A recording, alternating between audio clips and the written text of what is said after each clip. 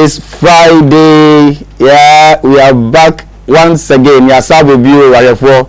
When say mwanti ene wa say Nyankopon adom enti ya saba je say moja edia for sania bibia e konkan sania e wo say kono na muni abema regime ababet na konyomu so enye me kwa na wa mini aba mini amba menu ade bia na ehwebom sa na ha ye nyina mo wa ase a che say ye behema ende muni age pa eye L.A Morning Breeze show no na ugusu a o hwei anapei Friday 24th April 2026 that manage pa say yeba be wura weekend na bije bibia konkan man na aso nam de bibia be shares ma minchia ma test anopei na yen rest ono so na pom ti say bibia e ko fine na ma test aha ya samba with the thank God is Friday edition pa the obe no and then we are on a lighter note pa na apom ti say Yakopon adom bibia e boko and na ye bre pa bi say utumi da year Nana some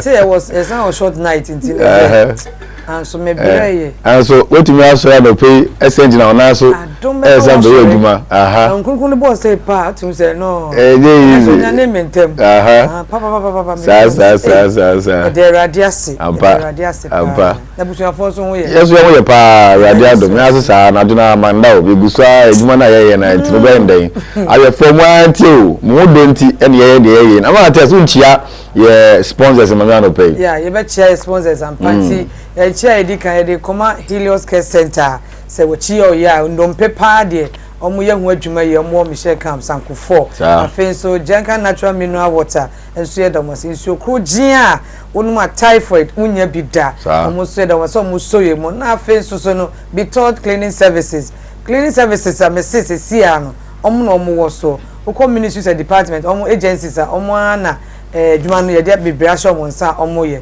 it's up say we fie wo office eye clean padia enko ba bia na hwehwe be taught cleaning services e na se ma o se beni ban no omo so ye mu ne ye ka se wonso apeso ba be ka ho a be boy na ye de more dwumadi na ba no kwanda ho ma so be ba ne ye ni wadi nkita ho na ya ye adwuma yo ayefo anopei yewo enema bebre ayepese ene mo che nanso bibia no o hyase a ese Kenya ho na ho se aha why you ready and to say that they be ayeka no the motivational quote no ebrew now so uda share ho kran na che say bibia akonkan ma na anopei motivational quote ya dey ebrew no making kama kakra na wo so hu ne eko wo say free James Clare the motivational quote and pay for James Clare now as someone can say every action you take is a vote for the type of person you wish to become.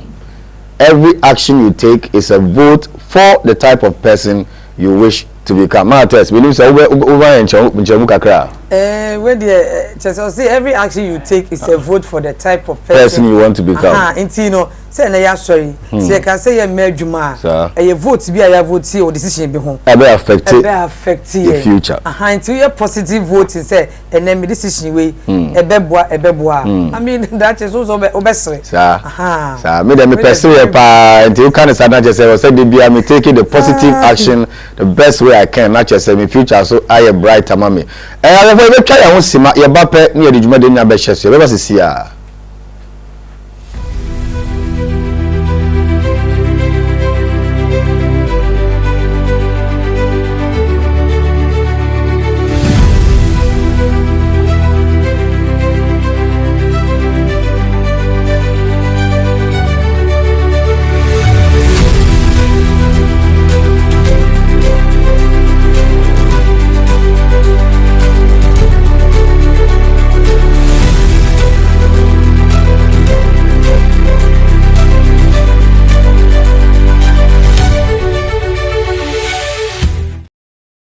ya sound baby we for mo amunti o mo donti de bia me ka chere say o pese o business no e kon kan abo modern say we de weni be chere LA studio na chere say business bia wo ye bia me show bo business bi a wo ye bia no wo de ba ebedan ye nkwa de ayen professionals and kasa ye nkwa be fa so be ma wa wo so be hu say yes ya ma wo business a improve pa ma bi akonkan ma ntino mo mo de se be hwe chi akwan ye numbers ni na na ye de to screen so na so hu no betimi afre yen frɛ a yɛmpanyin fo ebe ma so na so mo mo wedi nkomo pa na so hu de ekɔ wo pesa wo contact yɛn so e fa ye platforms so a ye social media handles ni na wo betimi ahwɛ na wa friend na yon sa kan a wo so wa make sure say chale wo business ni de kwa na ekɔ so a na chese bibia konkan na bibia di ma tese ba kɔhwɛ ye news headlines around the world na chese ayefo so hu ne ekɔ yɛn kom bra quickly na ye memo nkomo ye ba sisi a exiled Crown Prince Reza Pahlavi. He was doused in some sort of red liquid outside of a hotel in Berlin after demanding that European leaders offer more support for the U.S. conflict with Iran. Our foreign correspondent Jeff Paul reports live in London. The security detail seemed caught off guard by all of this, Jeff. Yeah, a bit. And he had just wrapped up speaking in Berlin, questioning why Western democracies weren't doing enough to help the Iranian people. But when he stepped outside, someone ran up to him, splattering him with what appears to be tomato juice. Now, this is the moment it happened. It's a little hard to see Pahlavi in the crowd there, but there's a bit of commotion.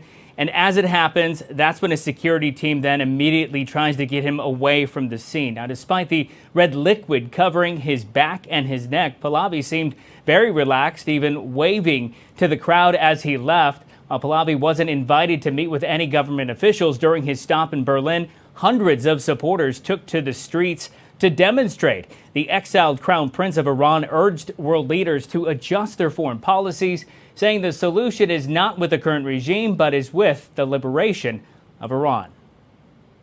The whole narrative of ceasefire negotiation is still based on thinking that somehow the behavior is not going to change and you're going to deal with people who all of a sudden have become pragmatists. I don't see that happening. I'm not saying that diplomacy should not be given a chance, but I think diplomacy has been given enough chance, and every time it has had setbacks. Now, authorities haven't released the name of the accused attacker, but they were immediately detained by police. The investigation as to why this all happened, well, that is ongoing. John? Fortunately, that it was only some sort of liquid, maybe tomato juice. It could have been something far more sinister. Jeff Paul for us. Jeff, thanks. But first, breaking tonight, a few moments ago, President Trump announced Israel and Lebanon have agreed to extend their ceasefire by 3 weeks. It came after he met with the country's envoys at the White House. Also tonight, the president is insisting a robotics company associated with Eric Trump scored a $24 million Pentagon contract for humanoid robots. Foundation Industries, where Eric is a chief strategic officer, made the deal for the use of its Phantom II, a humanoid robot that could be deployed to war zones and would require little to no human direction. Speaking to Fox News alongside Eric, Foundation's CEO said, "There are scenarios where we would have to be able to rapidly deploy and use these technologies, and we cannot always be calling the CEO of a company to ask for permission before we do it." Eric was previously an investor in Foundation and was appointed chief strategic advisor in March. During the interview, he did not go into detail on how the company acquired the multi-million-dollar deal. A robotics company associated with Eric Trump scored a $24 million Pentagon contract for humanoid robots. Foundation Industries, where Eric is a chief strategic officer, made the deal for the use of its Phantom II, a humanoid robot that could be deployed to war zones and would require little to no human direction. Hey,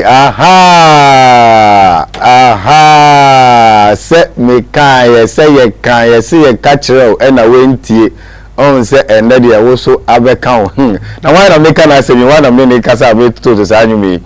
You are Donald Trump as some enemy chess and the SNF, you know, and yes, some Kitwa cry. Now, yeah, news headlines around the world and I pay stories, you know.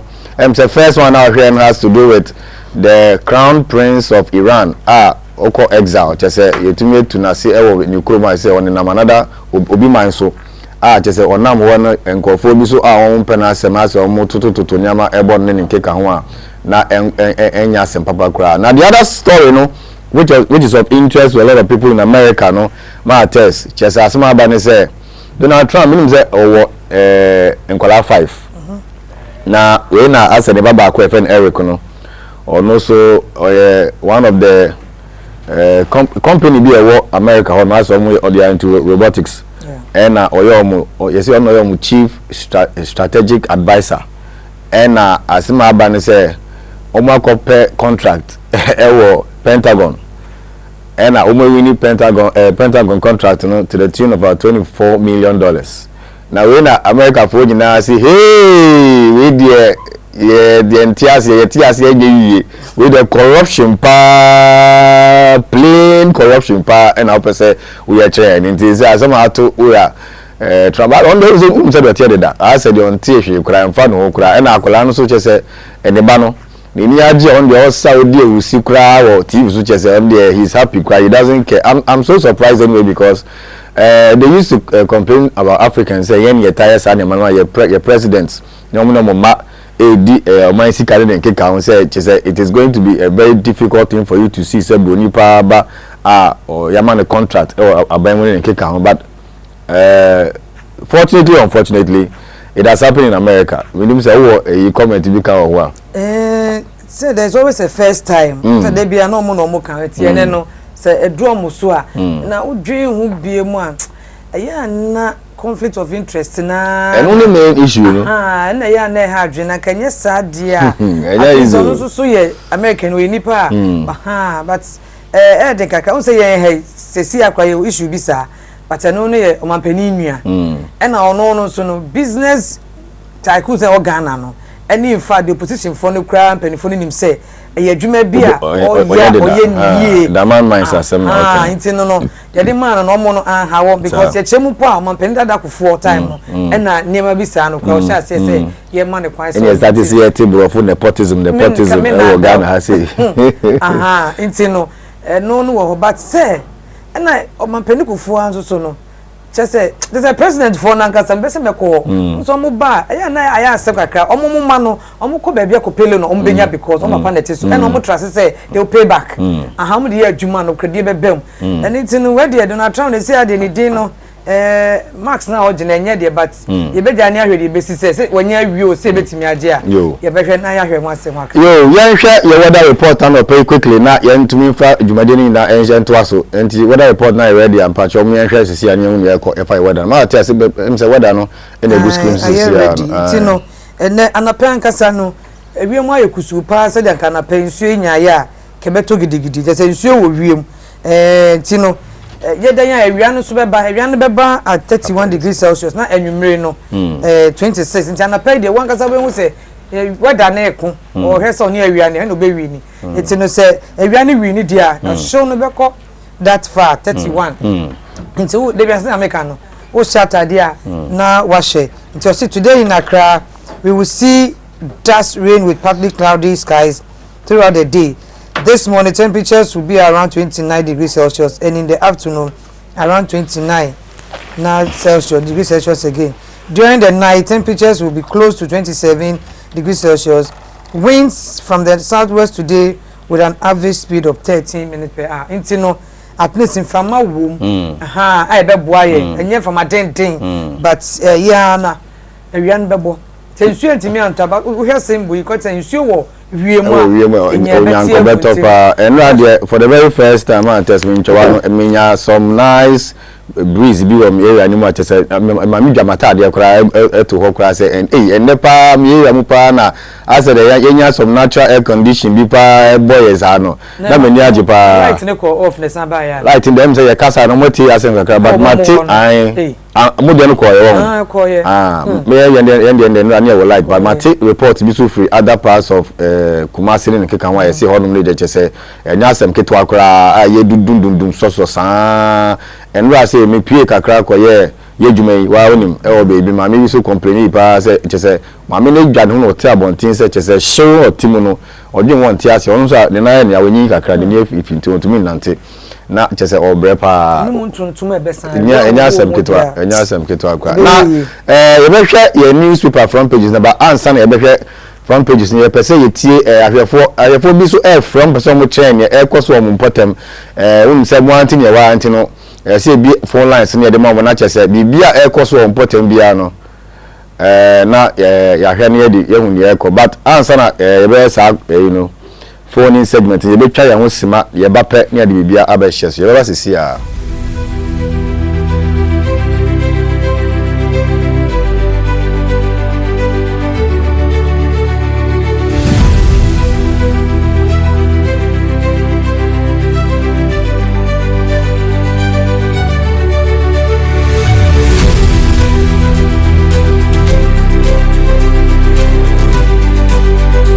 wo hwe me wa ko aba e de ba Helios Care Center aha ye treat conditions bi te say obi a wanya spondylosis obi a wachi bramu wachi kasai eye wo ya wontimi nyina so mfa nya adwuma obi a won so de ne sciatica enti ama eye oto ase enti ni nitam emuta atwetwon obi nso a ne de ne eye ne kotodwe emu ahodwo enti wontimi nyina so nya adwuma obi nso a ne de no eye ne sisi ananse bia bibia e fa no lumbago ana back pain wachi kasai no eye wo ya yie pa ama otini mu ana okon mu kura no a abusua woten ka say ye wo ya obi so a ne de no eye arthritis say ye osteoarthritis say ye rheumatoid gout ne nyina no o de ba Helios Care Center ye behwe na ye yie firi wo so ye was Sankofo bus stop Michelle Camp Road fire numbers e wo screen so na frɛ ye oba ye beboa pa yie firi wo so na enen ye ba behwe the signs and symptoms of spondylosis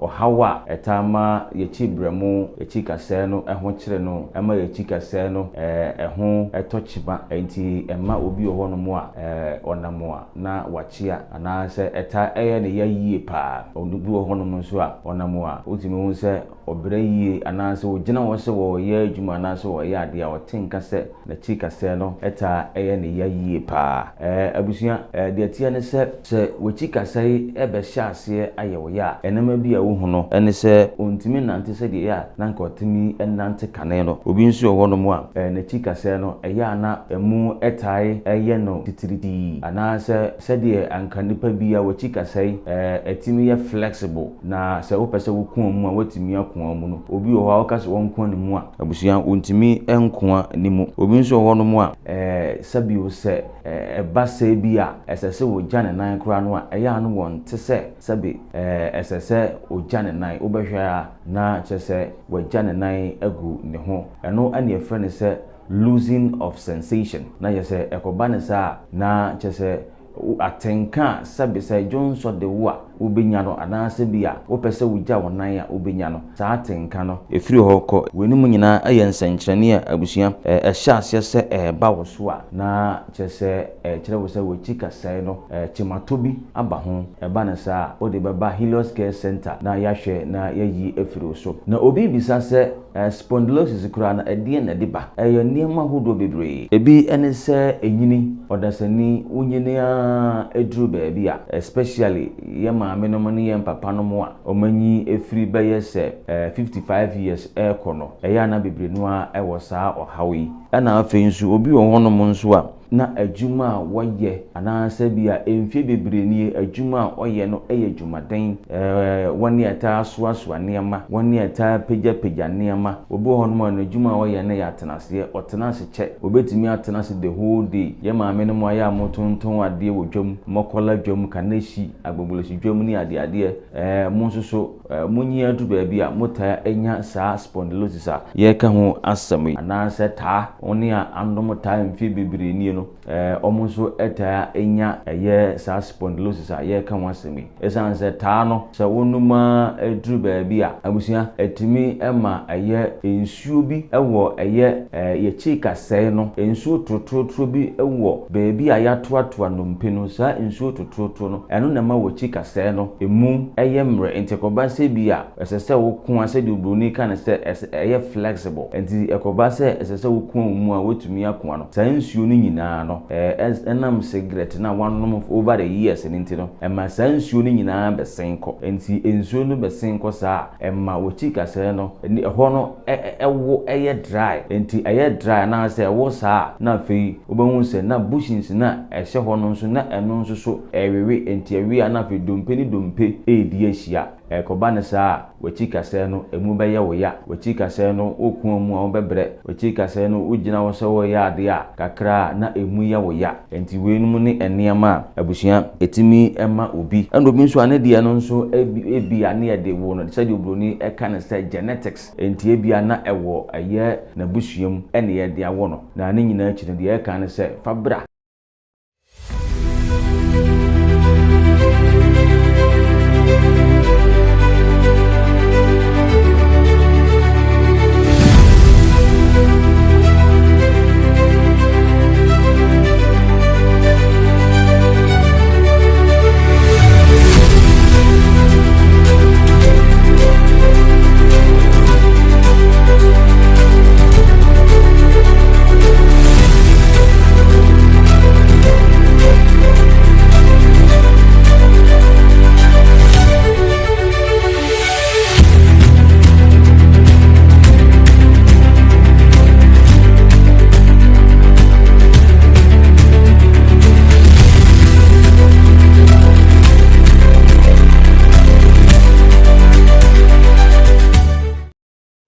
Yo, I for yasa baby said a kind ye pese ye ma ya hwefo nyina mo amoke no baby awti bia no a wo hwe bia no se edwen mo pa enti no ya ye ne hihye se anape bia na ma mo kwan na mo so ma frɛ na mo so mo de mo nsama ha mo no mo de atodwa na che se edi mpanyifo so de hu nkomo na bia wo so mo ye bia efa ho no omo ya afa na se mo so mo nya mo ntuma pa bi efra enti no ye bi phone lines no na ya ma awefo mo so ma frɛ na ye hu ne kwa na ma ho se you say back over line so that internet so why ready am any in Kasawai. Hello. Oh okay. You go so omudi hu djuma ama internet say you be phone lines na we tell say ma on so wan kire wan dwen na okay I'm see you say about ahoma no so internet me ne nko na me ne kasa. Hello. Yes. Hello. Hello, good morning. Hello, me watch you. Good morning. Morning. What you want to say? Why na me ka say? Why na me ka say? Halima. Who free here fa? What's it? Touching for potting na who free? Lekma, okay. Also for what doing chere to gani ehun de o pese o kan. Then o pese o ka chen na pay. I'm afraid them person me can say. Was yenya police patrol team around Universal one more side. Unya police patrol team Universal o ka traffic light na say one star oil side no. Southland school no. Okay. Ede important na AC wo hodum. Assembly AC wo na. Patrol. Assembly na AC wo nti a wo pese police wo eba hodum no. Na say na eso. Ko prejuma, ko prejuma na ko fa. Ko tia. E ko mo. Eti moto so. Aha, meet you. Hello. Meet you, kasa. Kasa yetie.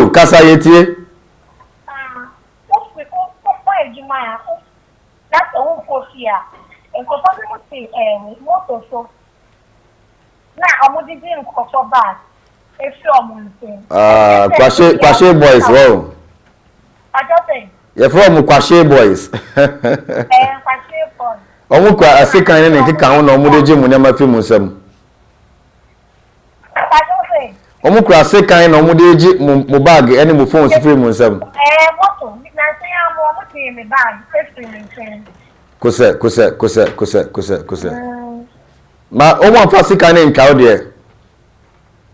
Omu empra, omu anya bibi empra o. Na me ni madam so bi na omu di moto no. Ebe fa yeshi, pavement so. And I'm wishing bad no. Oh. Ento mo afa onya manyina. Me Ghana card na sika ka fa wo me bag. Oh, Lekma Star Oil Edico Southland College Honum side. Okay. Unam wa nwumre a e wo se wo ho so ye. Enti ye be ma police force so ate na ye ni police one penny for na de hu komo pa na chese omo so so on be ma patrol team bia ba wa na police post be ba crap I don't be kasa why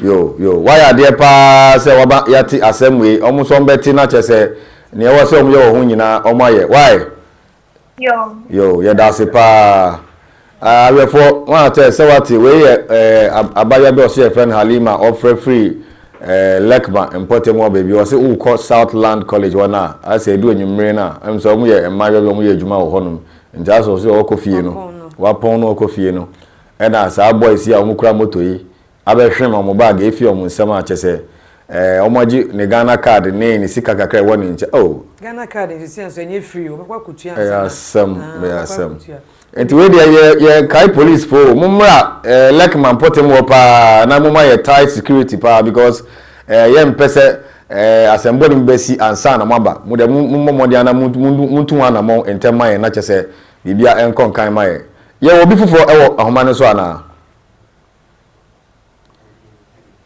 Okay, say Martes into no.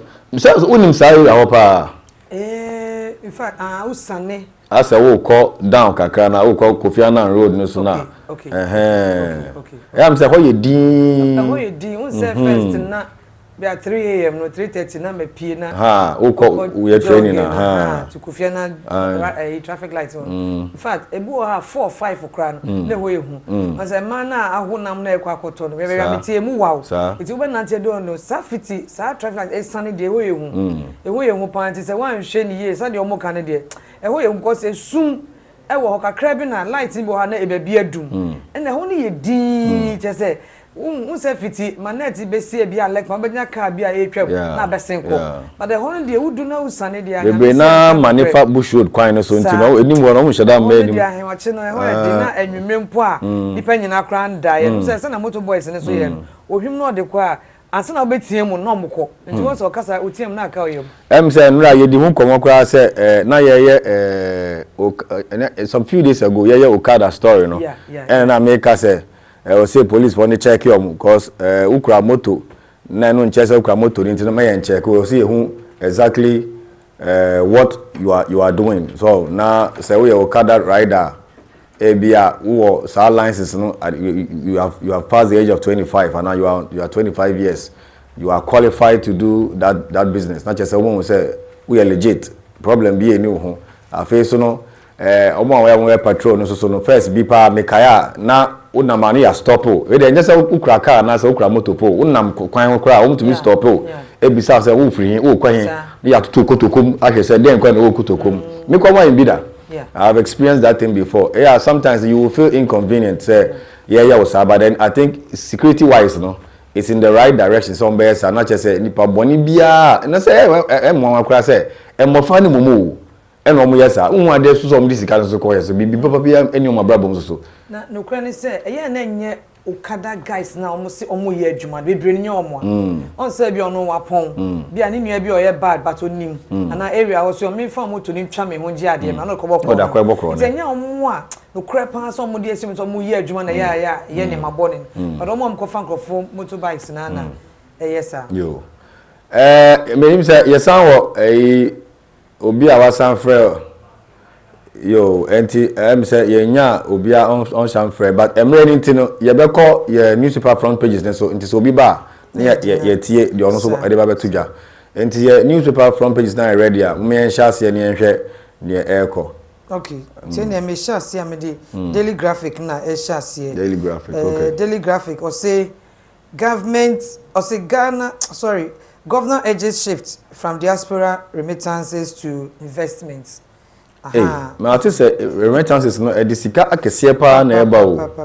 Enti okase yen shift enko investment na so fi outside and as local investment ya de when na o hwe ache em say later no story no p13 to obi akofa na ya hwe ne eko. And then we see all set to celebrate Asantehene as pillar of peace. Absolutely. Yeah. And then the story we're talking about, I'm here to win. New Black Stars coach. Hey. Yes. Ne press conference no yeah no.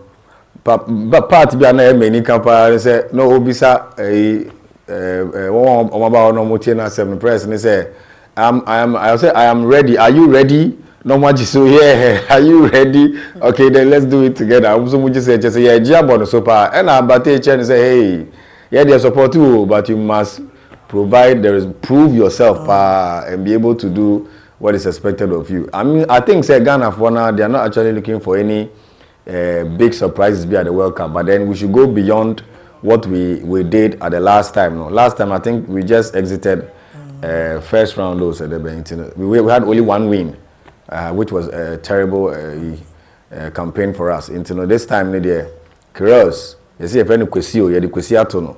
But more than say, waji question, especially a match is never question that there was so share goals with brave. But more than that, blasters don't share go pa. Matters. Yeah, sure. Say we see said there. Who said they are Ghana? Yes, I know the man or not. Only an interview, no, ne views about the Black Stars. And any coach in the crown gave him the upper hand. Say he knows a lot about the team pa, and you know. Okay. They decided to give him the nod. Until you heard the see. Right. Tobinko also urges government to increase support for pharmaceutical industry. Okay. And then a daily graphic, you know, ediwe. Okay. It's in a year to us, so no, may call the publisher, the Ghanaian publisher. The Ghanaian publisher. Yes. Okay. And then I made it to us. Or see, angry Otunfo slams ministers over Sampa. Chiefs give government 7-day ultimatum over 1 billion Ghana cedis bui compensation. I mean, say the Ghanaian publisher no omunya fanto so my ene arefo hu ye can why the Ghanaian publisher Bebanti to us or say pass anti LGBTQ bill in current form.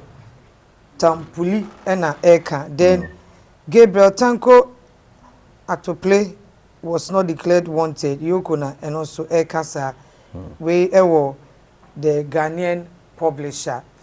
Ashefo send am one name no machines fuforo no. Wo de ye enwuma saa na dia se wonya abotre. Wo de onim wo expert pa na machine so ono be di ne kakra mo se wa be pe na asem ansa na. The publisher won asem e na ye di won komo em se matters wo be san akomu biwa we say na screen no so no. Emba entina he abase say awetimi. Okay, so to my san go over say angry Otunfo slams ministers over Sampa. And chiefs give government 7-day ultimatum over 1 billion bui compensation. And say pass anti-LGBTQ bill in current form. Wow. Tampuli and can then Gabriel Tanko to play was not declared wanted. Yokuna Ede and also Kawo the publisher anymore. Right. You quite your next paper near here. Okay, so the daily gist to us. The daily gist. Yes, daily gist. Or say, Ochenhe cuts ties with a Chestrohene. Great. And Akosombo power substation catches fire. And a story about you follow her. Then Atu forcing sabotaging ministers is a question. Also, no cash syndrome hates ministries. And then Otunfo fingers 3 ministers in Sampa chieftaincy crisis. And or say no petition against Adamu's Elembele assembly members. And then no apology until justice is served. Ochibe Finsuna Ekano. And then GTB bank staff steals customers 12 million Ghana cedis for alleged betting. Now they quite a youth guy or a youth. Bank is got out from some more. And yes, I've got a Japan. I would do Sako Canada. About you, pa. My test you another story. Yeah, daily guide to the baby. You say daily guide or say government backs NLA and GKL contract DG. And the OSP challenges no power to prosecute order. And they'll see we are not illegal miners. Angry Nzima youth to Adamu's resources. Government Ghana among US car theft destinations. Ghana among US car theft destinations. And a shift operations to local contractors, government to mining firms. Galamse asemi chese Ghana foi timemufuo mumie hwe na etuntwa. Ese obi koye na aban so numu a o se oh Naimos ba or say me enye galamse na me small scale miner me say and so yempotemu ya sase natural resources ne say ya na say yensuo nyina asay basa ebere na yenkofa crocodiles see fa bebo ye river ehoban. I mean what is going on is not fair. Enya de asem papa kra previous government eby or ye do betimi bia you were crowd in the presidency crowd to line and in keka home. Well, now new government so also a trial, but ye gusua yes and yamanyama we ye blame government. Well, yenya is an yamana MY yes say or mine no yenya to me yet my papa MY or mine no mine so yet into my infra. Matters say see the big try home. You try home man say course ni bi ansam baby on intino. You be try hon sima ye bape na ye the health segment no ebe hye so ye nche kra eba sisi a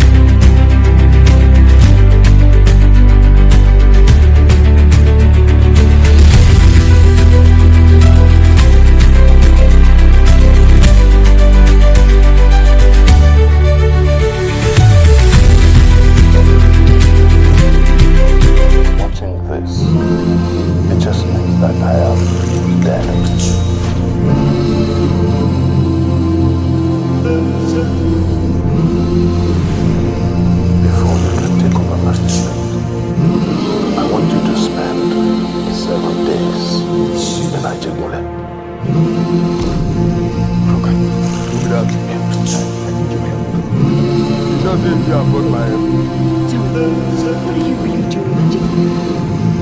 Well, that's what I'm doing. One,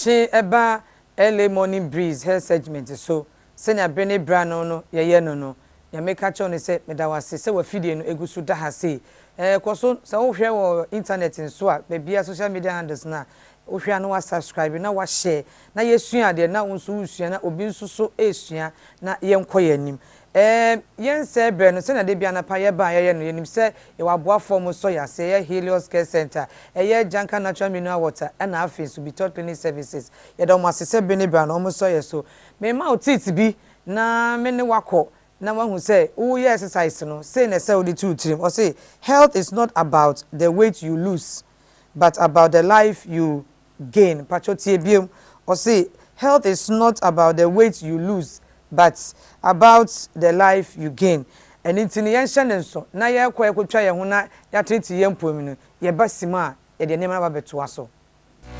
Awesome. Hi, everybody, and welcome to this 1 mile walk party. Today, we've got our special contributors and super coaches, Dr. Ian Smith and Joey Thurman in the house. Lots of education, fun motivation. It's going to be a blast, all right? So if you're new to the Walk at Home program, great. We've got 4 easy steps. If you've been walking with us for a long time, you already know. You're in the first move right here, and guess what? This is the warm-up. You're already in it. You can walk. You can do this entire program. Side steps are coming up next in 4, 3, 2, right out to the side. Good. Out together. Just getting that path of motion down. Then as we go up to the next songs, you can increase that intensity. Master the skill, then increase that intensity. I love it, guys. Give me 8, 7, 6, 5, 4, 3, 2. Back to that walk right here. Excellent. Kicks are next. Easy kicks, gentle kicks in 4, 3, 2, 1. Just kick. And Dr. Ian, tell us a little why walking is medicine for us. Let me tell you something. If there's one thing I prescribe for better health, it's fitness and it's walking. Because walking gets your heart going, gets your lungs going, and that blood circulating. Walking is medicine. Hey, I love it. Thank you. Coming straight from a doc. Can't get any better than that. 4, 3, 2, back to that walk right here. Hey, guess what, guys? 3 steps down, 4th move, or knee lifts. Coming up in 4, 3, 2, 1. Just lift right here. Good. Getting those feet set, driving those knees up. So anytime you'll hear me cue throughout this mile, hey, tummy tuck, belly button spine, stand nice and tall, hips over shoulders, gives you that perfect spinal alignment. And you get more power when you lock in that core. Good work. 8 more right here. Give me 8, 7, 6, 5, 4, 3, 2, 1. Walk it here. All right, guys. So this is how we're a little different than your traditional walk around the block. We go in every direction. So we do our side steps, but we also do 2 up, 2 back. We ready? Here we go. 4, 3, 2, 1. We take it up, 2, and back. 2. Hey, up, 2. That's it. Really take up space at home. Clear out the coffee table, all the Legos, and make time for you. Good. Up, 2. Walk it right back here. Excellent job. Right back to those side steps in 4, 3, 2, and 1. Lift out together. Now we're going to introduce some arm movements, right? That mid-back, those rhomboids, everything we punch over during the day. So it really feels good to just stretch it out. This is your time. So happy you made it for yourself. Don't you ever be worried or anxious about your workout, your good health. It'll come naturally if you show up for yourself every day. 4, 3, 2, 1. Walk it here. Excellent job. Back to those kicks a little bit higher. 3, 2, 1, kick it here. Excellent job. And just reach now. We're going to add more arms. Good. Reach for the opposite toe. Excellent work. Engage that core. Remember, we add arms, we power. Abebiom na minim se watiriti wumpum. Se dia hu se omoye eye adwuma o.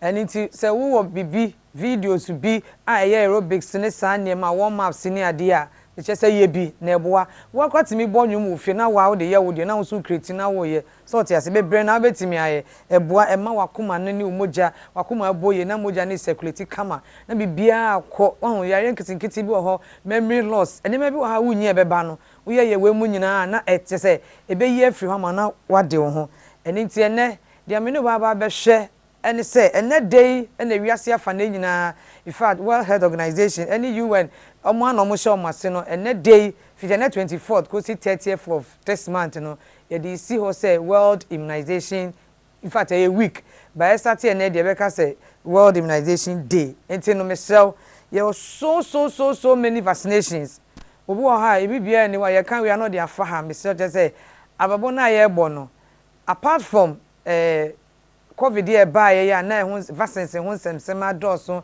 esan say ne penintem no vaccines bia so far ye de aba wiase ene o ma Ghana mu die ye de no kre say eye adwuma eye adwuma enye adwuma scientists for no be ka che o ma mu ha but eye adwuma ne ye nyina ya je atum se na wo ba obetimi akona yare 6 kila disease bi nye no ukwa ye be che utenso a enkase unko science school bia nko hwe mu ntemfa wa drink ka ne abeka no ne kodi achi na emboa ye nyina enti World Immunization Week 2026 makacho say from 24th to 30th no botaya omodi atoso na theme omodi atoso ne say for every generation vaccines work eye no kre o say for every generation vaccines work enti ne ye generation ye so ye wo ye no ende ujina nezu dem ane ye de aba ye se ne po ye friend ka Africa jo obeti ade bi keke ne ye de awo ene toddlers obeka mu a ye normal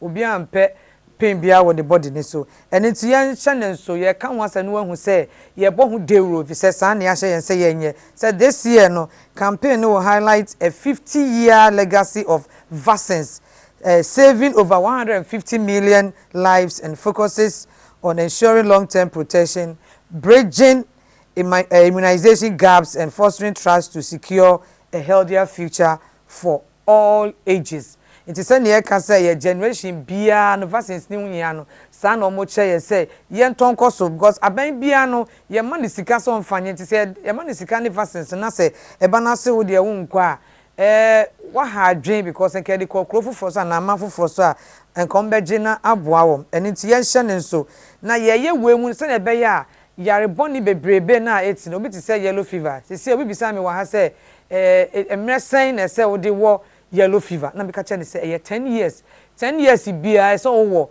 obeka say wo nwo isi bibi chi wo dia na be hu say ana say utu kwan na wo ye dia and the had obetimi atena no atena baby but so be cross border way ye Ghana ni any other country border die ye be bisa say vaccination card we enko ne nkotu asika ne enhye da enko sinsam say wawo for your own good because wo de wo condition bi na free ya na ekoba say won hu na wawo na de kwa eniema tutu akwan mawo sort ya say because obi wa ha otimi tu kwan kodu obi cross na yare abo no fever bi flu ne ma bebe bechechew but say obo hu ban of vaccine especially dia wo de betu kwan fe no yellow fever na ne say obetimi akwa ba sumdwe ma bibia enyew eni ti yenhye ne so 2026 the key unit said the focus area and say a life-saving legacy, highlighting that vaccination has driven a 40% improvement in infant survival over the last 5 decades. So na make 50 years here there be see na nkola ya wo mo gan na wiase afa na nyina no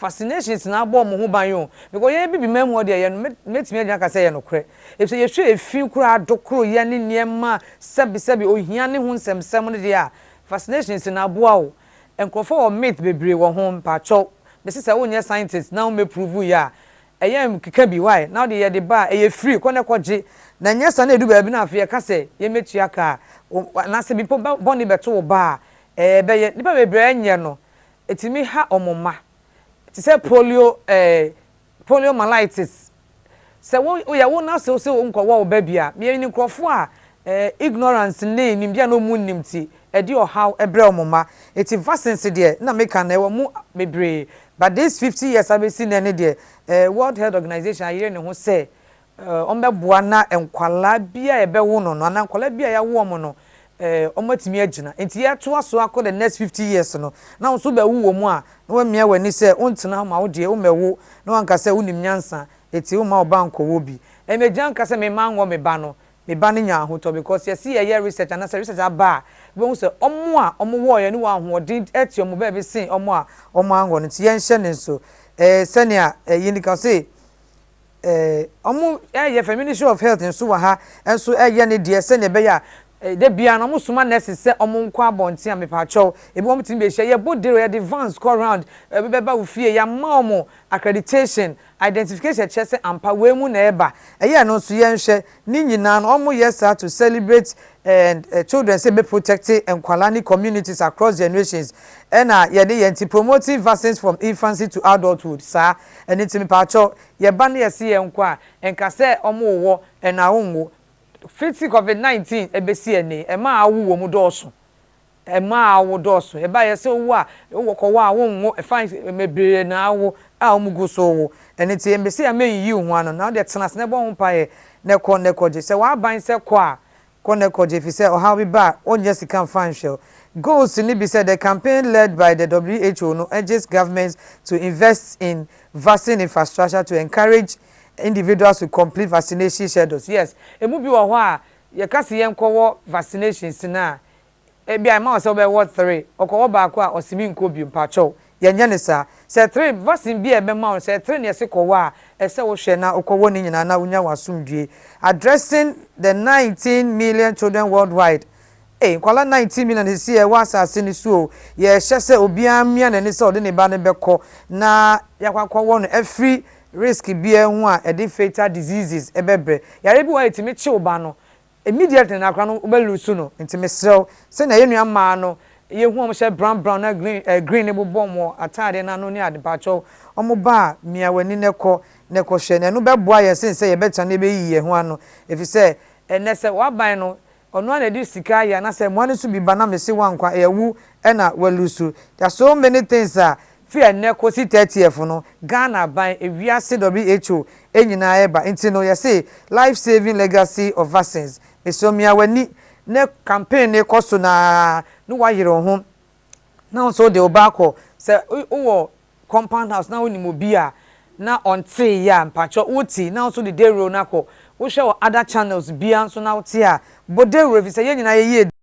na ya no omho ye die nti na ye catcher makacho say enema bi ti say polio ene measles ene yare ahodo a say wan go vaccine de ba no pacho mia wani ne ma obane nko na wo konso a bo a wo ye no wo card a ekuta wo fakono mu hu say we wawo we wo nwo ye be ye ni nyina ama na ohun ato awofo na menim obi a menim ne case si a since a wo ye no ne benya 1+ we nye akola on nantentem eye nema bebre akwa ntime nante ye de bia no de na bonachi bibisa ne se wakọ wowe osidabi wawowe osidabi na mse kan ho e ne ko ka che doctor se bia abc ni tama wantimi ama ne ko ebisa opese wo ba sori nante onya hoodin a mese onya scientist nti onya nsa enu animu sa ko na doctors ne nche na nurses na oma ko school e de odo ye adwuma no na omo nche ne se nurses ne so se ebi won ne omo kasa omo se omo ba mo tietia omo anything na oma no but necessary call round ne de me so mo wodo pa empo ko to mo hospital a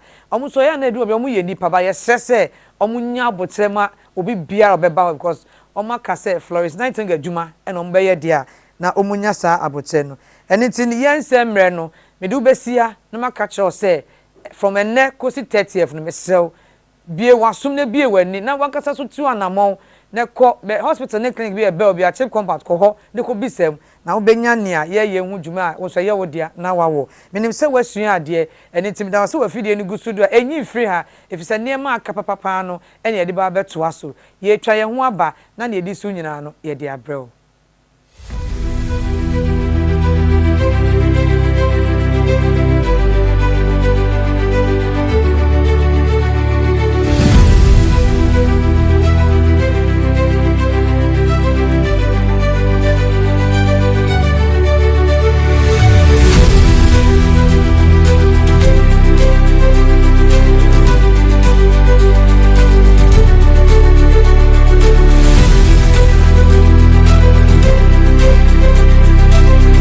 mohwɛ me wako aba ade ba Helios Care Center aha ye treaty conditions bi te sɛ obi a wanya spondylosis obi a wachi bramu wachi kasai eye wo ya wontimi nyina so mfa nya adwuma obi a won so de ne sciatica enti ama eye oto ase enti ni nita emuta atwetwon obi nso a ne de ne eye ne kotodwe emu ahodwo enti wontimi nyina so nya adwuma obi nso a ne de no eye ne sisi anaase bia bibia e fa no lumbago ana back pain wachi kasai no eye wo ya yie pa ama otini mu ana okon mu kura no a abusua woten ka sɛ ye wo ya obi so a ne de no arthritis say your osteoarthritis say your rheumatoid gout ne nyina no o de ba Helios Care Center ye behwe na ye yie firi wo so ye was Sankofo bus stop Michelle Camp Road fire numbers e wo screen so na frɛ ye oba ye beboa pa yie firi wo so na enen ye ba behwe the signs and symptoms of spondylosis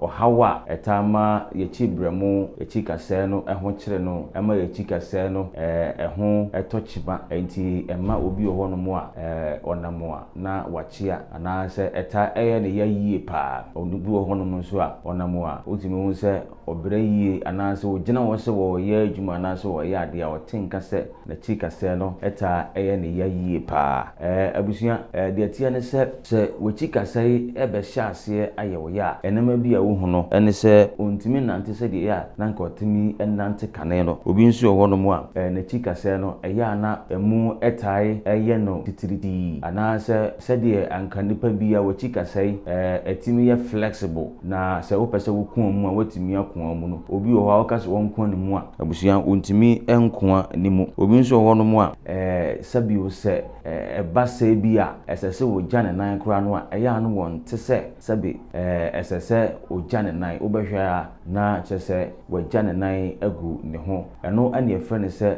losing of sensation na yese ekoba ne sa na chese atenka sabi se jonso de wo a ubenya no anaase bia wo pese wugya wonan a ubenya no saa tenka no efiri ho kɔ wenimu nyina aye nsenkyerene a abusua ehya ase se ba wo so a na kyese kyerɛ wo se wachi kasai no chimato bi aba ho ba ne saa wo de beba Helios Care Center na yahwɛ na yayi efiri wo so na obi bisa se spondylosis kura na ɛdeɛ na de ba ɛyɛ nneɛma hodo bebree ebi ene se enyini odasani unyini a eduru baabi a especially yema amenomo ne yem papa no mo a omanyi efiri beye se 55 years kono eya na bebre no a ewo saa ohawi ana afei nso obi wo hono mo nso a na adwuma a woyɛ anaasɛ bia emfie bebre nie adwuma a oyɛ no ɛyɛ adwumaden woni ata soasoa nneɛma woni ata pagya nneɛma obi wo hono mo na adwuma a oyɛ na ya tenase ɔtenase kyɛ obetimi atenase the whole day ye maame no mo aya motonton ade wo dwom mokola dwom kaneshi agbobolosi dwom ni ade mo nso so munyi adu baabi a mota enya saa spondylosis a ye ka ho asɛm anaasɛ taa oni a andom taa emfie bebre nie no omo so eta enya eye saa spondylosis a ye ka ho asɛm esan sɛ taa no sɛ wonuma eduru baabi a abusua etimi ema eye ensuo bi ewo eye ye chikasɛe no ensuo totrotro bi ewo baabi a yatoatoa nompe no saa ensuo totrotro no eno na ma wo chikasɛe no emu eye mre entekoba se bi a esese wo kun ase de obroni ka ne se eye flexible enti ekoba se esese wo kun mu a wotumi akon no saa ensuo no nyinaa no enam cigarette na wanom over the years enti no ema saa ensuo no nyinaa besenko enti ensuo no besenko saa ema wo chikasɛe no ho no ewo eye dry enti eye dry na se wo saa na afei obehu se na bushins na ehye ho no nso na eno nso so ewewe enti ewe na afei dompe ni dompe edi ahia ekoba ne saa wachi kasɛe no emu bɛyɛ wo ya wachi kasɛe no okun mu a wo bɛbrɛ wachi kasɛe no ugina wo sɛ wo ya ade a kakra na emu ya wo ya enti weenum ne nneɛma abusua etimi ema obi obi nso ane de no nso ebi ane ye de wo no sɛ de obroni eka ne sɛ genetics enti ebi ana ɛwɔ ɛyɛ na busuam ene ye de awo no na ne nyina akyi de eka ne sɛ fabra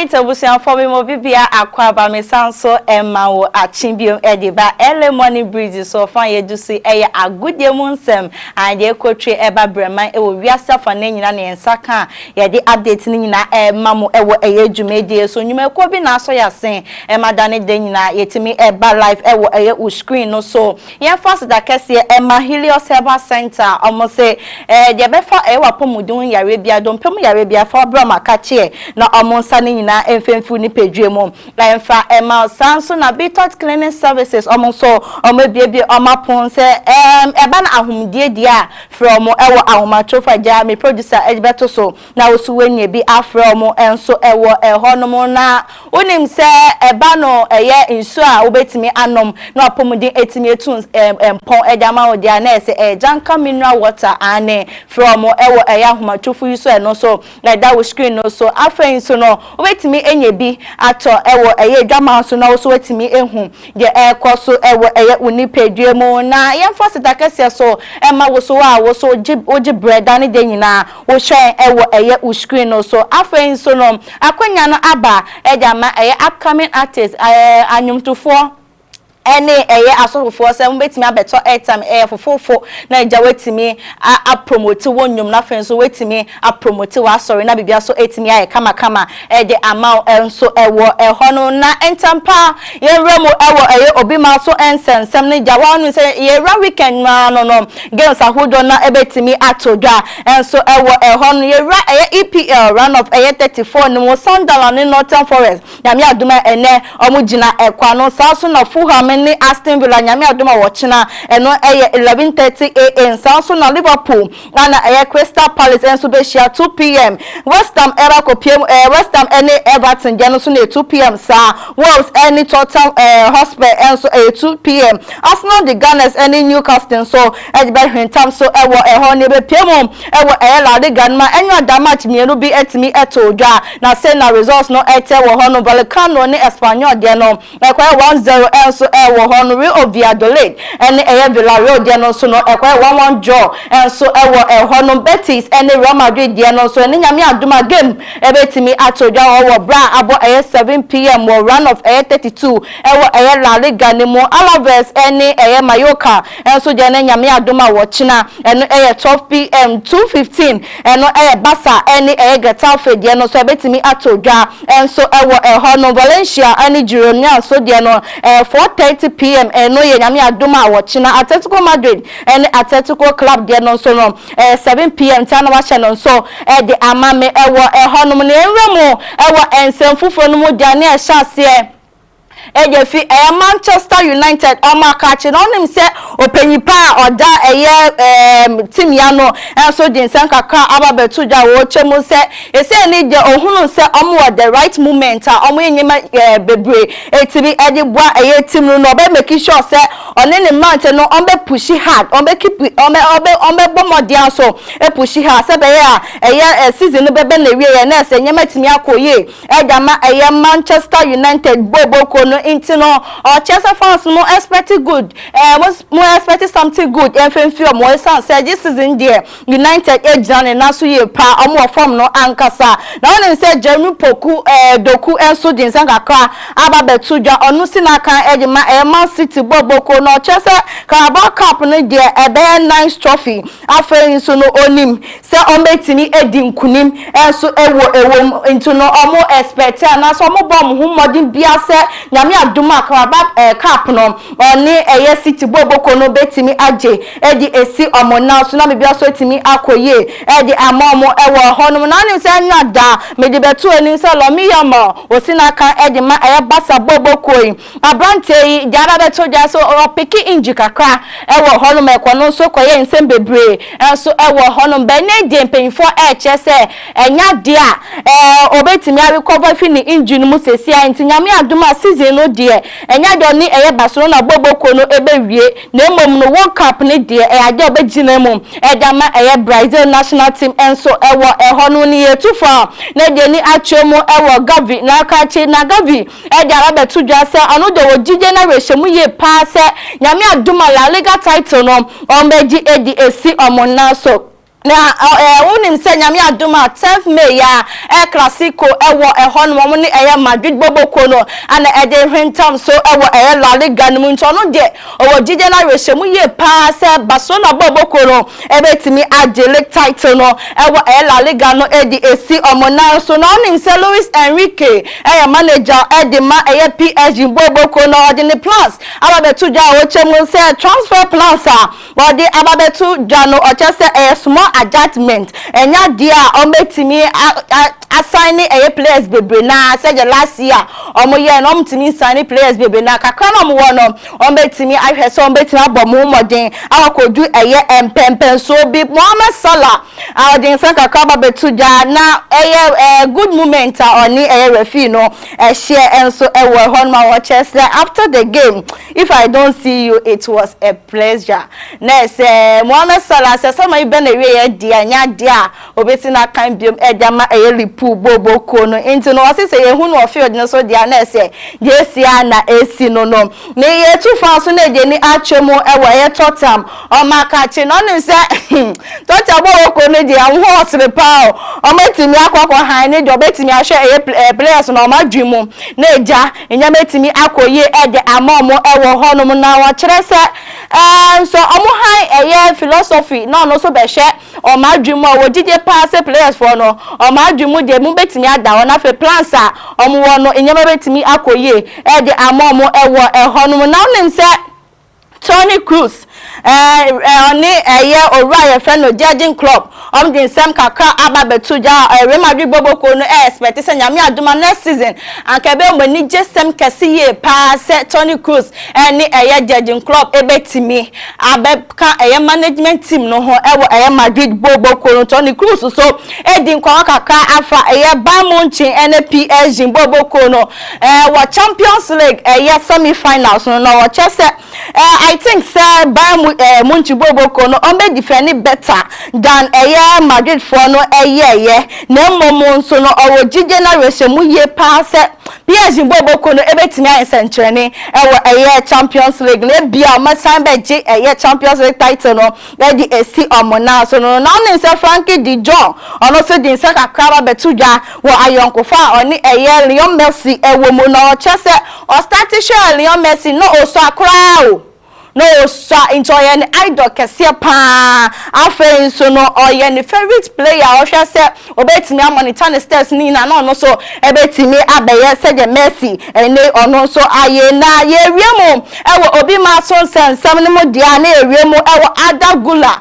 na akache wonim se akwara we se si na kan edi ma Madrid boboko benedie wonya inji kakra na penifo echemu se ansha ansa na season beba na ewie ye enya ade akole ebetimi abeka Madrid boboko no ne mom no World Cup ni de wogina mu gidigidi enso ewo honomo na omo chemo se wa oni se aka 49 days ye de World Cup into World Cup ni de ade wogina mu ye pa edima ni national team na ye Turkey o man no na se bibetimi akoye ede amomo ewo honom ya touch down ewo yankasa ye demo ya bepemu ewo Accra International Airport me re makopemu oketokweku me re makopemu new coach no ne sign ni bibia mu na je fi onu be ni enra da na openyi Carlos ejeni sembebe na betu dwa awo chewo se monjai kra na me experience am me wo 40 years ni nyina me nyina be gu akwa so Ghana mo expecting something good if me ho sense mentality ni strategy amede ba no sonko kra enso ewo hono enti ye gwatie nsama openyi editu da bra obepemu ewo Ghana or address media no. I feel good on that. So I trust and I believe that with the support of my staff, support of the board, the support of the press, support of the friends and the fans, special, the supporters, all together, one Ghana, united with cohesion and with a lot of ambition. And I trust that we can do it. We can bring success and happiness for the people. So, in a simple way, I can say to you, I feel ready. Are you ready also? Sorry, I didn't listen. Are you ready? Are you ready? Let's do it together. Let's do it.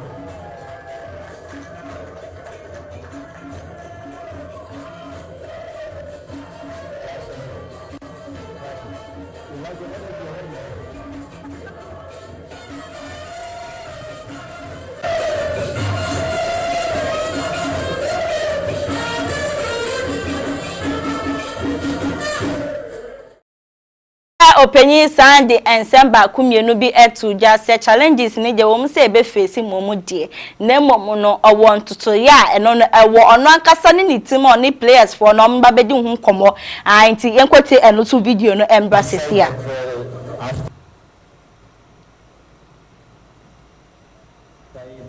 I feel good on that. So I trust and I believe that with the support of my staff, support of the board, the support of the press. I say that after 8 national teams and a couple of important competitions, this is the biggest challenge of all my entire career. And I'm ready for that. I'm ready for that. I can promise and guarantee to you that I will bring 40 years of my knowledge and experience to every single decision of Ghana. I am a coach, you can see in my CV, that fortunately with the help of God and my players, I have a symbolic record of wins in the game. Openyi echire mu se Ghana for mun kama kuma ntomo yem mun kama kuma ntomo yem nembom no ya ka ye two friendly games a ye bebo ene be chire se openyi ode ba ko wie mpempe so bia na se oba no be wie ye nkra nti no de Ghana for ye de won to wase pa be ja to wase atwe no nti no on de ne sem ni nyina yate yatepa oje ye tabi kuchu dia treno na oje ye mistake hwe wo bete Ghana for nka ayanto so emfa emamu dia wanu se Lawrence Atizege openyi eye Ghana for ye goalkeeper number 1 pe obi eni hobium enwada ana video bi nam Abefonten fidie no so saa na se Atizege akochi broni ba bi awale no deden nti ye hwe video no embra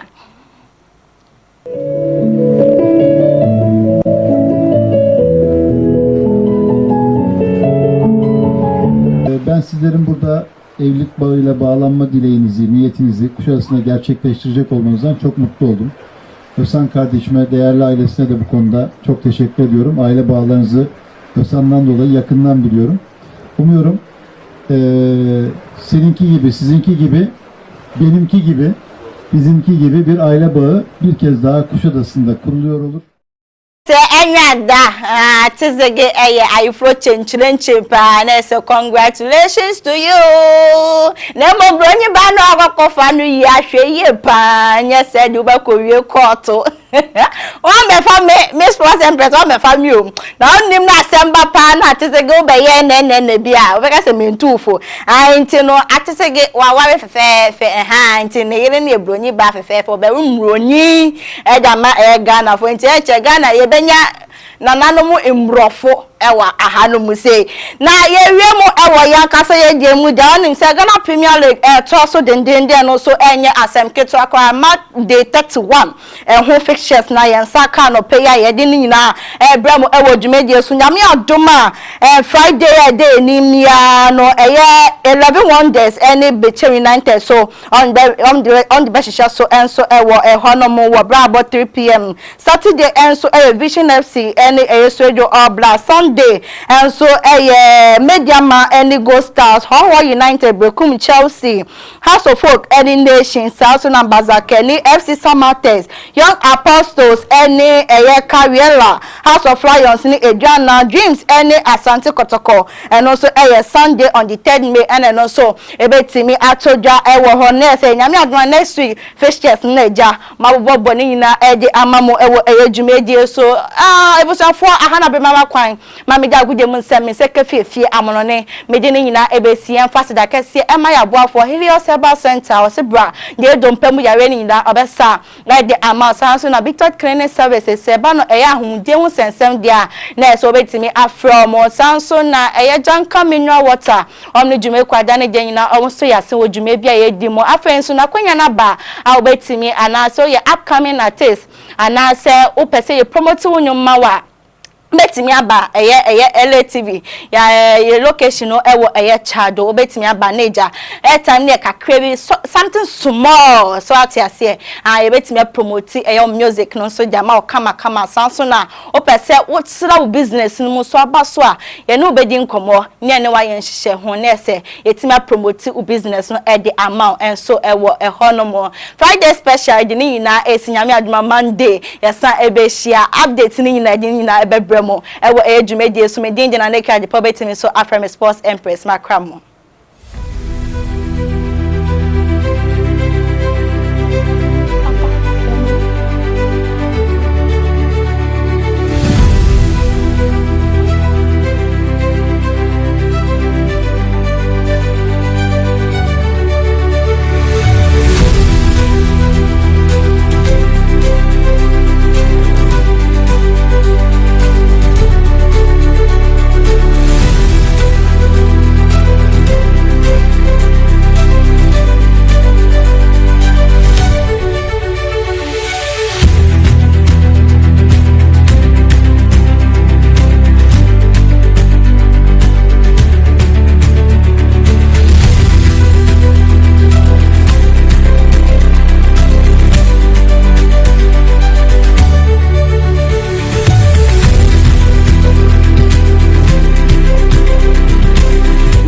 me wako aba ade ba Helios Care Center ahaye treaty conditions bi te say obi a wanya spondylosis obi a wachi bramu wachi kasai eye wo ya wontimi nyina so mfa nya adwuma obi a wonso wo de ne sciatica enti ama eye oto ase enti ni emuta atwetwon obi nso a ne de ne eye ne kotodwa emu ahodwo enti wontimi nyina so nya adwuma obi nso a ne de no eye ne sisi ananse bia bibi a efre no lumbago ana back pain wachi kase no eye wo ya yie pa ma otini mu ana okon mu kura no a abusuan woten ka se ye wo ya obi so a ne de no eye arthritis say your osteoarthritis say your rheumatoid gout ne nyina no odi ba Helios Care Center ye behwe na ye yie firi wo so ye wo Sankofo bus stop Michelle Camp Road fire numbers e wo screen so na frɛ ye oba ye beboa pa yie firi wo so na enen ye ba behwe the signs and symptoms of spondylosis ohawa etama ye chibremu ye chikase no eho kire no ema ye chikase no eho etochiba enti ema obi oho no mo a onamo a na wachia ana se eta eye ne ya yie pa onubi oho no mo so a onamo a otimi hu se obere yie ana se ogina wo se wo ye adwuma ana se wo ye ade a otenka se na chikase no eta eye ne ya yie pa abusuan de atia ne se wachika sai ebe hyase ayewo ya enema bi a wo hu no ene se ontimi nante se de ya na nka otimi enante kane no obi nsu owo no mo a na chika sai no eya na emu etai eye no titiridi ana se de anka nipa bi a wachika sai etimi ya flexible na se wo pese wo kun mu a watimi akon mu no obi wo ha o kase won kon ne mu a abusuan ontimi enkoa ni mu obi nsu owo no mo a sabi wo se eba se bi a esese wo jane nan kura no a eya no won te se sabi esese o jane nan obehwa na chese wo jane nan agu ne ho eno ane efre ne se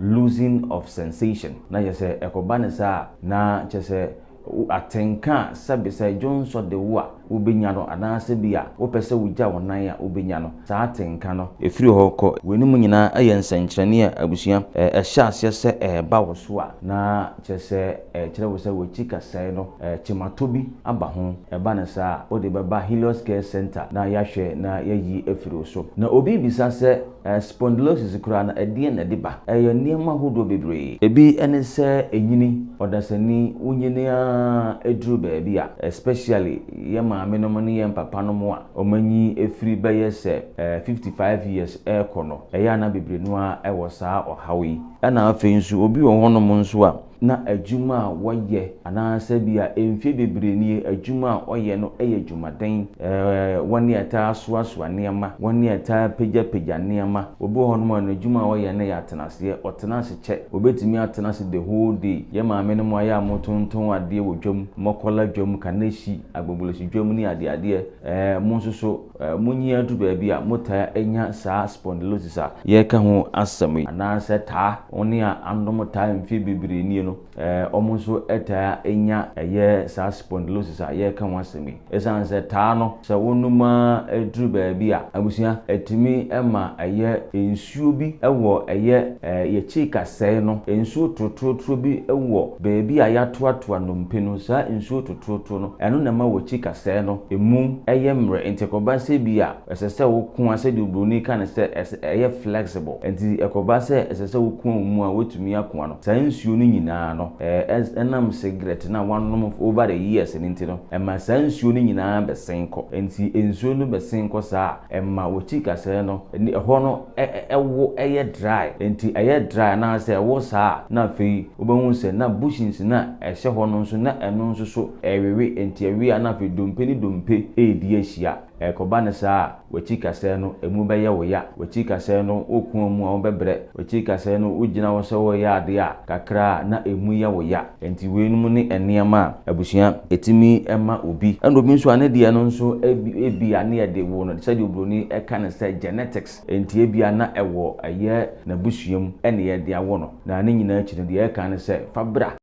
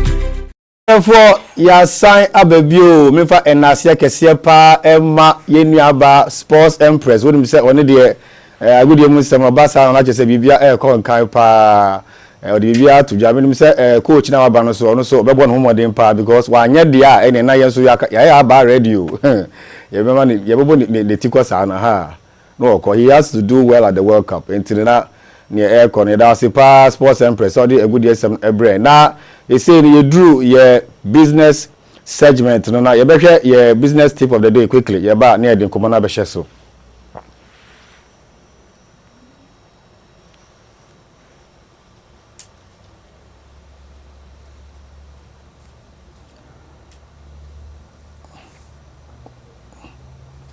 for say we share with video no so your business tip of the day and egusu sesia no na your business tip of the day every yankasa yen papa the first president of Ghana Dr. Kwame Nkrumah na nasema oka ni etia asema oka and say think big execute boldly think big and execute boldly na say chese uyo obi a uwo vision bi ewa brabo mu se o pese oye bibi ewa brabo ya wo mu ya mfaw ne a wo pese o ye e ma obi a mbu wabam bobodin se obedwen adwen a ebe ma wotumi akọ enkan wo de o pese o ye num won wo ya saa na chese wo de enhihye papa enhihye akese pa na wo de gukum na chese bibia akọ nkan ma o se de wo se ekọ no entino we ye yewura Doctor himself, Kwame Nkrumah, the very first president of this country, Ghana, ena odi enkrashem say ebre na chese bibia akon kama na anope ye business segment na enkomo ayebedi no efa ye building industry no say na sense ohwa your bidding industry no as a konkan pa chese sikana bum pa chese enyasem ketwa entino ama emebunu so onso on to pa efra chese onso omudimu akotene pa na anope yenya ba ko a onu so dimu akotene pa oyobi a em so share bidding adwuma no ase ache kakra na wenya mu experience pa chese say maybe awodu no I mean she's well sought after nkofo bebre edinechi chese omo pese omunya ne style of beats na oye no na chese omuso mutumi esiesi omo na chese bibia konkan na so ye beat ni chirawo pa na won say yes yewo nipa bi anyakopon am special gift pa chese they can actually do things that will overwhelm you yenya nipa ba ko sa ewo ye ntama chese na pe mini ne bon komo kakra ne yehu ne eko efa ye bidding industry nim na nipa owo ye ncha no pe ye abayo afefe bia chese na chese wa bo say yes we dey Ghana ye wo ma omo ofe pa we the natural beauty ankasa and wa beka yen se oye the chief executive officer Emma Big Image Accessories ni dia opese ya itari friend na ni Big Image uko social media handles thing na big image chese wa popular pa wa Ghana asia eneso yenso yinaje pa se wa beka yen ho ye ni ebebo nkomo na media oye minipa minim na chepa ti ya me friend Mavis etino anope say ya won fe na ejaro sa no that's it wow na pomwe nyame adom why are there pa say utumi abejoin anope say you are a very busy person say o busy schedules in there very tight pa but me kan ya na say okay we there beba na also abama Ghana fo nyina ehun de ekoso bidding industry nim na anope ya monkobo e den na ekoso mo industry nim amate se esi chese nyama akoso pa sika bempa no kwa wom ne sen ye no kre sense ye declare March say Ghana month and say heritage month sir obia pese or dan di say or ye Ghana absolutely no ya afesu a e ma ye dead ni bi ni ahwenie no enti no e bia se jeans kra na obehye na bia wasesa wahwenie egu onsa na okoma e ma ye hu se we ye Ghana ni enti no ama emebu ni emesriwa ma titiru se kra mema no so omo pepa enti no na outside my customers ni bizwa bebre omo be ware a wow do horse obe do stone and sabo life odi pa sorry not just Ghanaians want to have their identity preserved well because of your identity into bebre na I don't think it's just about Ghana month I mean I believe even after the Ghana month well and beyond people still go ahead and wear the beads are just adani part of past 18 years 20 when can say 20 years by dear yeah bead industry no apija ni mu ye unlike before sir so first no na ye ma memo omu use tete ahwenie no nko a ba say ye dey contemporary ones na be frame mo ma designs na ye more fashionable no amanfo ani abeje ho yo na membisa o Big Image e den ma wo de ho ko share sa business yi mu I mean den ma wo ka say there be sa business we no na me person me because when you say we obi you are into other fields you know how did you actually end up doing this business me obi na me per life kakra na me can say me afrocentric sir me can say afrocentric obi na ni je na mamre ni na manie ho me afesu no me imagine say me wo me ba otoso me ensa na me imagine say o pese me tsena fie na me hwe nkola no nti me dwen hwe bibi a me ya metimi atsena fie na at the same time manya ska kakra so income bi wo nti me hwe na me hu say accessories no ne ye no be easy ama because na me wo me creative kakra nti no eno na ma me ko rem sata na afi na contemporary ones no fefe into which year was this? This was about 2010, 2011. And Ache? Yeah, 2008 to 2019. I'm in my 17th year. Wonderful, wonderful. Now, Osha, say net is saying, what were the challenges? How were you able to rise above all the challenges to reach where you have reached so far? Nah, yes, I say na easy kakra because now I'm phone share down hu. Me kai say na me yegu bag mu call office to office. One lady be a me meeting no see or no there.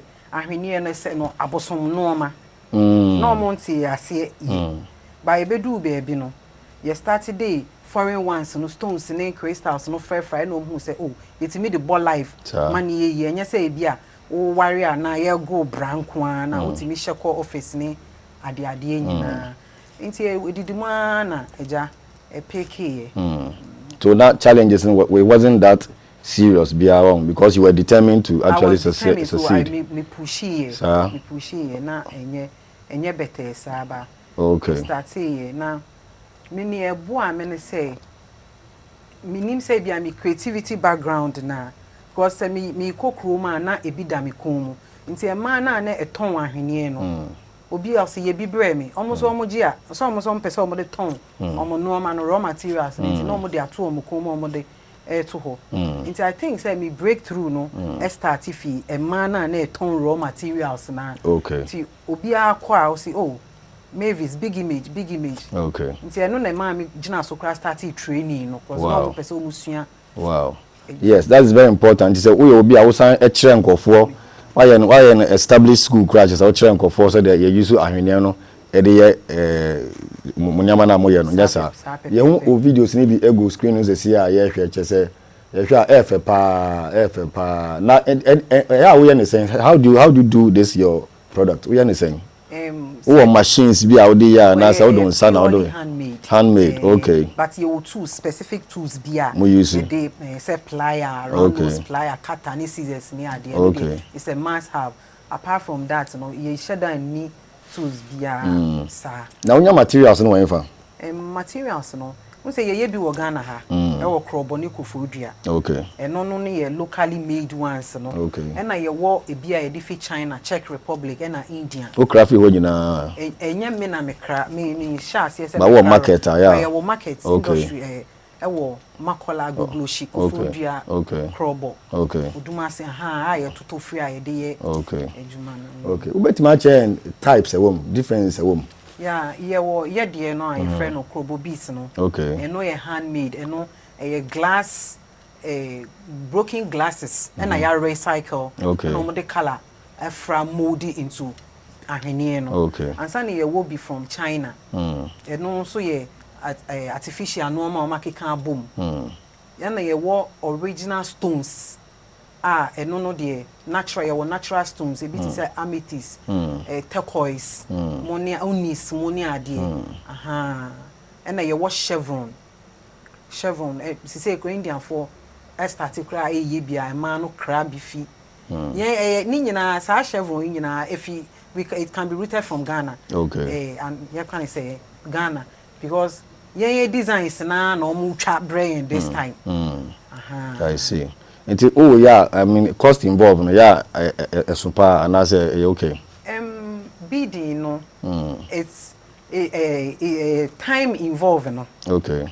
And a cost because designs need be it take hours. And it depends on the raw materials no. Okay. It be no ma ne bo onye din but emra wo di be shem aye no e dooso nti wo charge wo ho emre na udi shame no and e bin so wo ha raw materials no boy din but see I know it's na wi nti we also charge according to raw materials no bo no nti customers ne ba yeah sometimes they complain say I don't know what on boarding do they complain and I'm sure quality now me value for money me chire mo achiro say bia bracelet na ope your local beads no ope rubber beads open glass beads and open natural stone. Into wo preference no na be determine price am de be ma. Okay. Ti de gu say eno de wan be dia.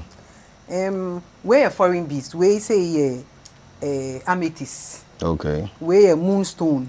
Moonstone, and we gemstone, we amber from Niger. Okay. So the price in it is saying okay. Say BBC say me ton me ton be 400 because of amber no and stones no. Imported stones. All right. Are you able to style your customers? Also be wa e bia na on sheda nim said ya dey beats and address it. Utumi master advice in your church on how to go about it. Well, okay. So how is that going?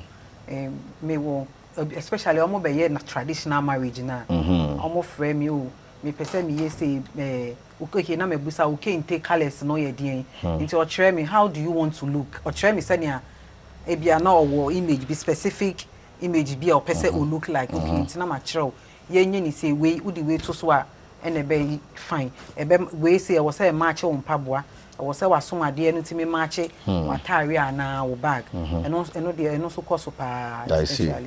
Okay, yeah, it match a video see no what you take us through videos there was near home. But my church and the yeah, obi ana okoye ni traditional marriage. The kente no na you blue. Okay. Enti no ya bidi kente ni mu deda. Okay. Blouse no. Enti na ye ntimi enye bi ntu ni kon mu. Enti suggest say the be statement bracelet and the statement earring. Okay. Bibi to match kente traditionally to match the kente. Enti ubeka krobo beat na bi. Ba me the wire and a year ejuma no. Okay. Enti me the adinkra symbols ni bi ahihye mu se na be looky more Ghanaian. Okay. And then we mu ye seed beats. Seed beats. Ahwenye nketenkete seed beats are yesina. Okay. Nketenkete bebre it will take a long time to do this. Takes time. And about be a betray mu green and also a crochet weaving. Okay. Crocheting na. Okay. Weaving. Okay. And about could be ana Michelle orange no. And also say natural gemstones. Okay. And an ye shiny honey a horn. Okay. Horn na made design me my carve ma me na. Tino design e beba me trim no na ma draw paper so ama ne oye horn no na wa carve ma me na me di. Enti beats na ya mode front ade no kente kan den inspire sa type of eno de em say adepamfo no na de bae na nso omo nim beading no enti no ena omo hwehwe ye kira akwan enti omo wi na mo de abrem na mo de ahyem okay okay eno so I lucrative business amam wo eno sha se eba no po no e ma ni sina no eba afem kakra because obi abeware a no pese oye crystals no bi egum enti yen a ewo industry ni mo so no we quickly shift to that angle send a trend no enti yeah feedback na onya ye ma wo start is wo kire nkola na de how to do this beading would it be a school no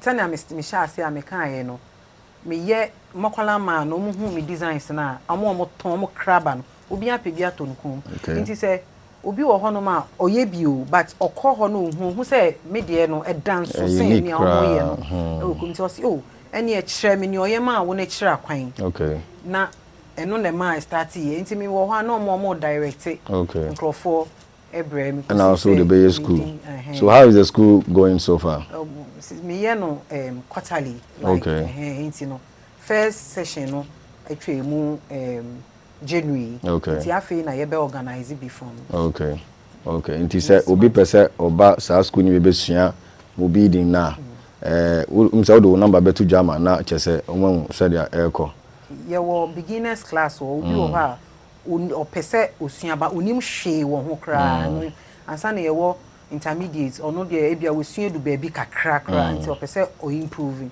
and obi so wo ha o yo but ope master class so ope say obi na say bi odu be bia big image level amedu ni nyina wo empacho o hwehwe ye kira kwan a me wo all social media handles as big image Instagram ye big image _accessories TikTok ye big image Facebook ye big image pacho me was Pinterest coaster down my telephone number ye 0550 98 6394 0550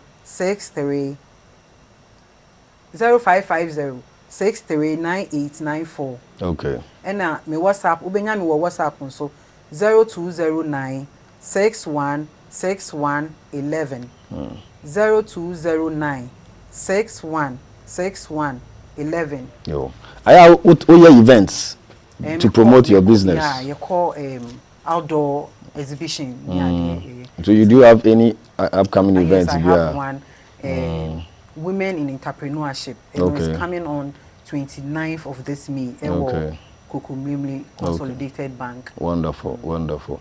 If you told Ben or the Bema, almost bidding industry, especially to say, Jumana, we say, meaning say, even quite me the bags, this time.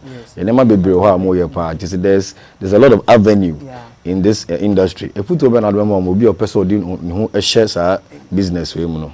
Idea back when I was so you need to be fashionable, you need to be fashion conscious, and you have to be. I don't breaking it down, Kakra. I was say we will be a unim a fesu like send you fire home.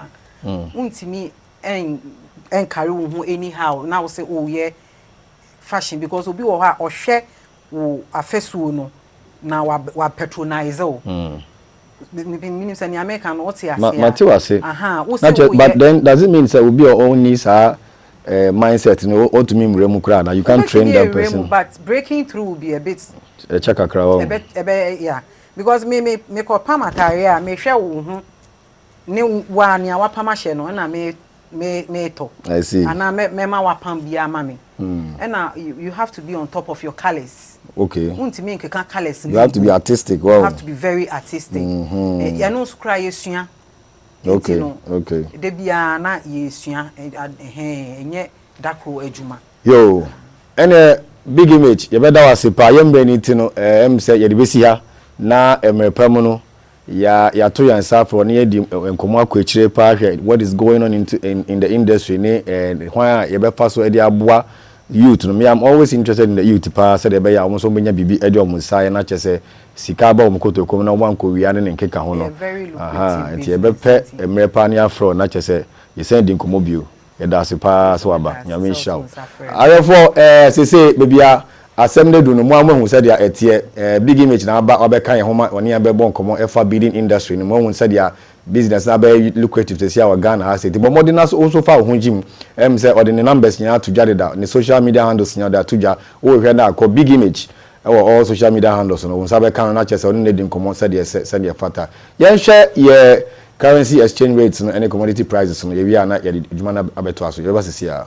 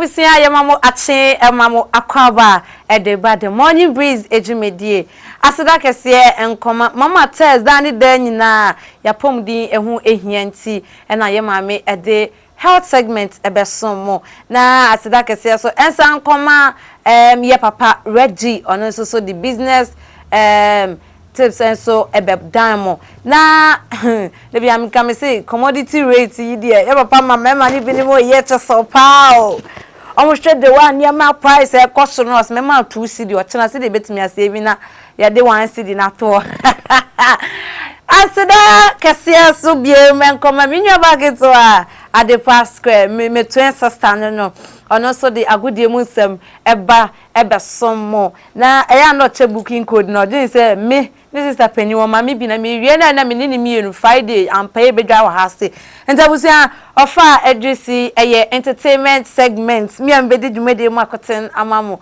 me dia me de just so ene akosia adepa ohia ma bontinya wa fa me adebs na majo so say odoyewu na any story bia o story ewo ho nyina no ya boni tentere chekutu we se kutu se ba abusia ene ye penny pomo ye girls kese mu ase bani reggae dancer artista bra wodi makoten papa nyum ban odonyum ban yi rastafarian so for de na dezi for de na wo bone homoden pa entene mabomode ya ko dede ma ko chi ras ni oh adina ba be pie ahase ama ne ye ba betwetwen komo kakana ye wo upcoming event eba enti sawo hwamia obisia program no ebe koso ewo Kankpe City Arena and ewo Sprinter side enti no ye ne ras ni oh ebe twetwen enkomo na ne wo mu bia no ye tie na prepare wishu na program na first me enti se wonni shu a reggae no onim de wa ye bo ohwina onane no itine konika koka utimi nkobia onye ze wonni shu a utimi nya sa slippers but ho yam fast slippers enko entabusia ye sem no yenko ras ni oh ho na ye ne no entwetwe enkomo ras mami boza yo energy ras amane si ye bibi say na me hwade bibi say o say ya me na mumma body say no mumma ha ne woso lion ho na pese lion ni ba ne nu o pese lion no kasa wo enkasa ras mo akwa baba the morning breeze media so yeah na yes so baby sasa ras ni o ono ne hwan ya Ras ni o is a reggae dancer and a versatile artist. Okay. Born on the 17th August from Teshinungwa by the name Roland Ni Okai or Chema from Teshinungwa, and a reggae dancer and a versatile artist. Okay. And see, yeah, Tiasia, not to say, if Teshinungwa, Teshi boy. Okay. And no, Auntie, me shed the right, lie you bought on Sahaya, not to say, a idea, Teshi we come. No way. We are friend you. Baga no wire. Enti no. Abusia e mana bubu mwenye mesrama moye man GBTs. Ras. Yeah. There's upcoming event. We want to know more about the upcoming events. Okay. What is the event about? Okay. So the event is about my new single release. Okay. Which is my new song release. Okay. Titled Blessings Pan Repeat. Okay. Intended I be release on the 1st of May. On the 1st May. Yeah. Location. Kankpe City Arena. Okay. Kankpe City Arena. Okay. On the Sprinters Road when you branch heading towards Kasapreko, it's on the right. Eti abusia flyer no na eda screen ne so no se opese on WhatsApp here ya scan code no WhatsApp code no and answer number no na eguasie no je number no 0540 875 358 ana 0545 468 620 enti for near that screen so ras ni new song releasing party get fee rate code 20 cedis. Basso 1st May. Location is Kankpe City Arena opposite Kasaprekon Junction. It's in Abusia time near 10 p.m. sharp. Uye late, however, near Topunumu. About 2 gates, and this honor country may be bar, and answer wouldn't be a chassis and a pebby. Brother, just how we lonely, ho, and to know, Rasni, oh, new song releasing, and you on the title here, Blessings Pon Repeat. And to know, 1st May, Ubenya and you may be a streaming, and all music platforms. So, Ras, oh, yeah, no, for how long, any? Hey, I know me dear, but me catch you say. I chill because me swanning I was into music. Now what do you fear here? I cut me I say